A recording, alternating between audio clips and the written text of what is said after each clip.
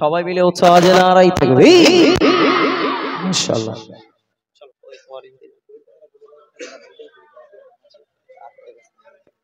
আচ্ছা ঠিক আছে, ইমরান ভাই যে গজলের বই আছে, ঠিক আছে, কেউ যদি কিনতে চাও আমার আমার সঙ্গে যোগাযোগ করবে।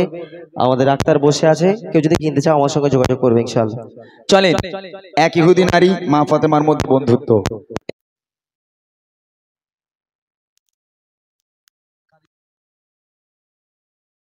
এটাও আপনারা মন দিয়ে যদি শোনেন, আম্মা জান ফাতেমা